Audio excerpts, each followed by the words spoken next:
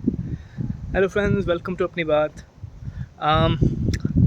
आज का जो वीडियो बन रहा है वो इसलिए है कि मुझे बहुत से क्वेश्चंस आए हैं इंस्टाग्राम पे स्पेशली कि यूके में अगर हम आ रहे हैं तो बैचलर्स के लिए आए या मास्टर्स के लिए आए, कौन सा बेटर कोर्स रहता है, डिप्लोमा के लिए आए, और इसके ऊपर ही थोड़ा सा डिस्कशन करेंगे आज।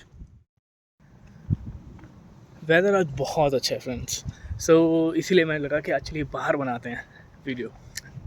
तो अंडर ग्रेजुएट जो प्रोग्राम होता है या जिसको हम बैचलर्स बोलते हैं वो यूके में भी इंडिया की तरह 3 साल का होता है, और मास्टर्स जो होती है वो यहाँ पे 1 साल की रहती है, जबकि जो इंडिया में है वो 2 साल की रहती है। ज़्यादातर लोग जो कि बैचलर्स कर चुके हैं या जॉब लाइन में हैं या जिनका स्टडी गैप पड़ चुका है वो मास्टर्स को प्रेफर करते हैं यहाँ पे यूके आने के लिए। उसके दो फ़ायदे होते हैं। एक, आपको मास्टर्स अगर करनी है तो यूके में वो 1 साल में हो जाएगी, जिससे आपका लाइफ का 1 साल बच जाता है, वही अगर आप इंडिया में करते हैं तो। दूसरा कि जो वर्क परमिट है वो 2 साल का मिलता है, जो कि बैचलर्स के बाद भी है और मास्टर के बाद भी सेम ही मिलेगा। अब बात करते हैं कॉस्ट ऑफ स्टडी की। तो आप जब मास्टर्स के लिए आते हैं तो 1 साल की आपको स्टडी फ़ी लगती है, वही बैचलर्स के लिए आते हो 3 साल की स्टडी फ़ी रहती है।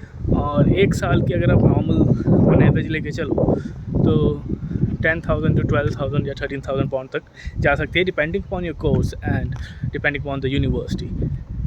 अब जब आप लोन लेते हैं तो आप जब बैचलर्स के लेते हैं, नो डाउट आप यहाँ पे कमाएंगे भी, आपको टाइम भी मिलेगा, लेकिन जब आप मास्टर्स के लिए आ रहे हैं और 1 साल का आपके पास स्टडी लोन है या 1 साल का आप स्टडी फ़ी दे रहे हैं, तो उसको 2 साल में कवर करना मेरे हिसाब से बहुत आसान है और कमा भी लेते हैं।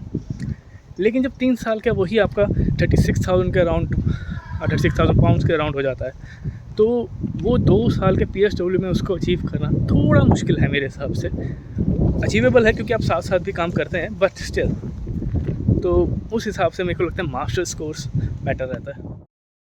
अब अगर बैचलर्स कोर्स के फ़ायदे की बात करूं तो जो मुझे समझ आता है कि आपके पास 3 साल स्टडी के दौरान टाइम मिलता है कि आप यूके के वर्किंग पैटर्न को और जॉब्स के पैटर्न को समझ सकते हैं। और फिर जब 2 साल का आपका PSW हो तो आप उसको आपके पास पार्ट टाइम जॉब्स का काफ़ी अच्छा एक्सपीरियंस हो जाता है, और उसके बाद आपको एक फुल टाइम जॉब लेने में उसकी हेल्प मिलती है ऑब्वियसली। 3 साल स्टडी वीज़ा के दौरान आप 20 आवर्स काम करते हैं, बीच में आपको 3 महीने की वेकेशंस होती है जब आप फुल टाइम कर सकते हैं। तो आई थिंक नेक्स्ट जो आपकी स्टडी फीस होती है नेक्स्ट ईयर की, वो हाफ आप निकाल सकते हो। अब बात करते हैं उन लोगों की जो अबव 30 हैं या मिड 30s में हैं और जिनकी अपनी फैमिली है और जो एक जॉब कर रहे हैं और उसके बाद अब यूके आने का प्लान कर रहे हैं। उनके लिए आई थिंक मैं ये बोलूँगा कि मास्टर्स प्रोग्राम बहुत अच्छी अपॉर्चुनिटी है यूके में, क्योंकि उसके बाद आपके पास मास्टर्स करके आपके पास एक यूके की क्वालिफ़िकेशन हो जाती है, और उसका 2 साल रहते हैं आपके पास कि आप अपने लिए एक अच्छी जॉब ढूंढ सकें, और आपका जो पार्टनर है, आपकी वाइफ, आपका बच्चा आपके डिपेंडेंट वीज़ा पे आपके साथ आ जाता है, जिसका फ़ायदा बहुत होता है क्योंकि आप चाहे 20 आवर काम कर सकें, आपका जो डिपेंडेंट है, जो स्पाउस है, वो फुल टाइम काम करता है।